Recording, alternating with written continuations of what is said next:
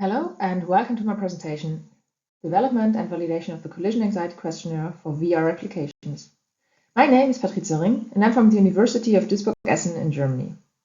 In my talk, I'll introduce you to the concept of collision anxiety and walk you through the validation of the Collision Anxiety Questionnaire. So, let's dive right in.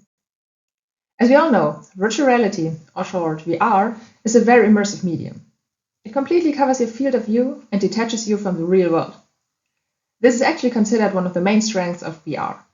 So, especially in VR games that take us into fantastic worlds, it's easy to become immersed in the virtual world, feeling as if the game is indeed the reality. That is, until you hit something, or run into room boundaries such as a wall, or run into somebody else, maybe your partner, or your cat, or dog. And then the immersion is broken. And maybe next time you use VR, you remember that little accident, even though you cleaned up, moved your couch and told everybody to stay out. Still, you were way more careful and keep track of your surroundings, and that's keeping you from being immersed in the game. With that feeling, we have arrived at the definition of collision anxiety. We define collision anxiety as feeling of discomfort, anxiety, or fear of colliding with or hitting the real-world environment or another person while using an XR application. The collisions can occur with room boundaries, other players or bystanders, or static objects. Some studies have asked participants for the fear of colliding while using VR, and some results hint towards an influence of collision anxiety on the user experience. But since there has not been a validated measurement, we designed and validated the Collision Anxiety Questionnaire, or short CAQ. In our paper, we built on our earlier work with the CAQ. In the first step, we reworded some items and also added new items to our discussions, as our discussions unveiled additional aspects not covered in the alpha CAQ. We also introduced a new subscale, interpersonal collision anxiety, to measure collisions with other players. In the second step, we conducted a study and used the resulting answers to calculate an exploratory factor analysis. During the study, we also asked for user feedback on VR experiences, which I'll cover later. Third, we conducted a confirmatory factor analysis after a second study and took the opportunity to also use the NASA task load index to look for first correlations. I'll start with the rework of the original CAQ. This is the alpha version of the CAQ. One main change we decided on was first extending the questions whether collision has occurred, and second, excluding it. We expanded the question by adding 3 sub-questions specifying whether the collision involved an obstacle, room boundaries, or another person. But while they might give further insights regarding the emergence of collision anxiety, they do not measure collision anxiety as such.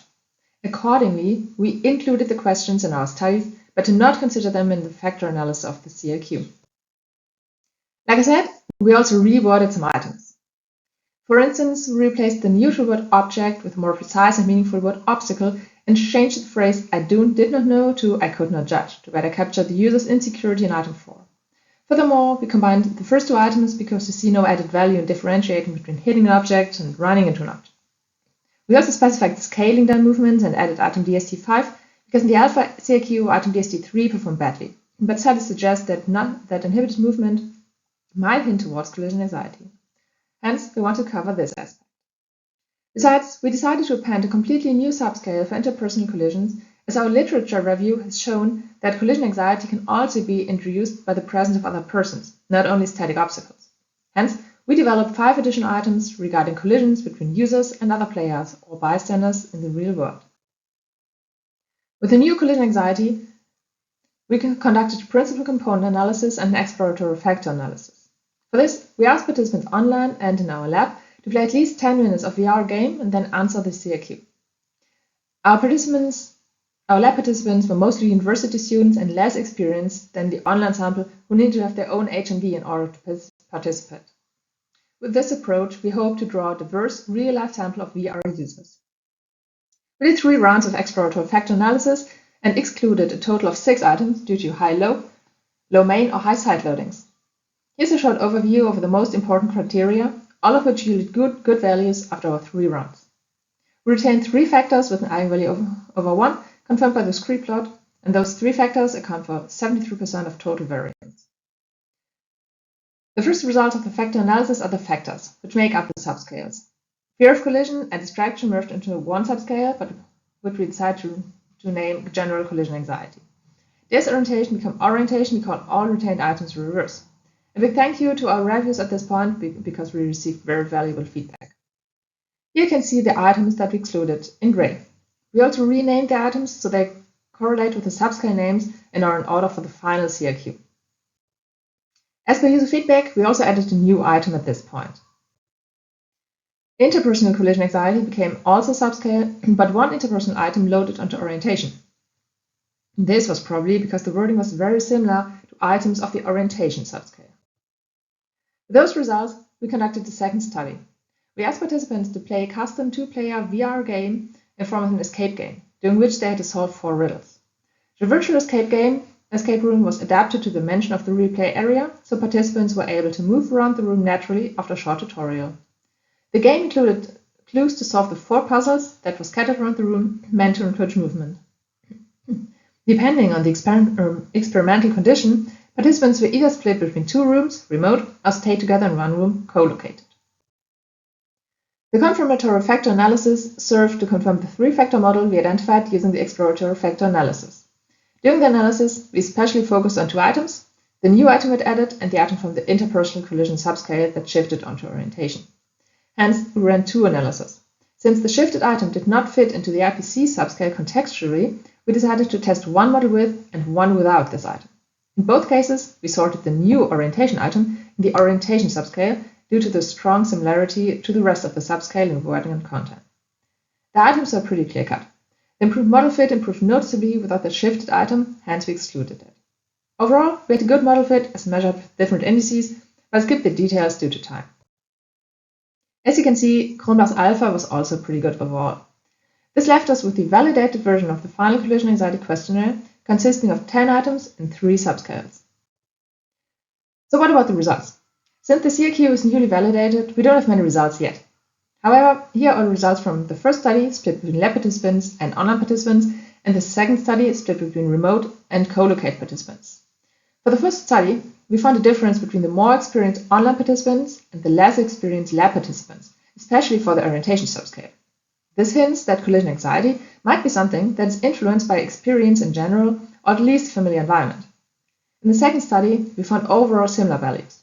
Here, we found a difference in the interpersonal collision subscale between both conditions. Those in the co-located condition, who could actually collide with their play partner, had higher interpersonal collision anxiety. We also measured the subjective workload using the TLX, which asked participants to rate their perceived workload regarding mental, physical, and temporal demand, performance, effort, and frustration, each represented by a different subscale. We used the TLX to explore how the CIQ correlates with a validated measurement and to collect first evidence for the disruptive potential of collision anxiety. The results show significant correlations between collision anxiety in temporal and mental demand, effort, and frustration. This suggests that higher the collision anxiety might come with a higher subjective workload, tying up mental resources and making the application more tiring. So, what now? If you ask yourself whether you should use the CIQ, here are some suggestions. First, in earlier studies, we also used an earlier version on AR applications without any significantly different results. So, with maybe some caveat, you can also use it in AR applications. You might want to use it if you have an application with more than one player, because the fear of colliding with the play partner may cause the users to be distracted from the game. As the origin of the CIQ also lies in a self-developed extra game, it's also worth using the CIQ for any applications that require fast-paced, large, sweeping movements that carry the risk of collisions. Finally, the CIQ can also be used as an additional measurement to examine the influence of collision anxiety on other measurements. As I'm nearing the end, I also want to highlight some results from the user feedback. Generally, users confirmed having experienced collision anxiety, which was a nice result for us. Participants also reported they have experienced diverting their attention to the real world due to collision anxiety. Another interesting tidbit is that users reported resurgent in collision anxiety when playing in unfamiliar environments. Regarding the chaperone system as a safety feature, some users liked the chaperone system, some reported this as breaking immersion. Hence, it's not a perfect solution. That brings me to the future work. As we have seen in the first results, collision anxiety might have an influence on the user experience, especially presence. Then, the VR experience a user has also seems to have some kind of influence on the way he or she feels collision anxiety. Hence, we aim to examine those influences. Another goal is to check the concept of collision anxiety against objective measurements such as skin conductivity or cortisol samples. And finally, we're looking forward to seeing the CIQ used in different settings and studies. With that, thank you very much for your attention.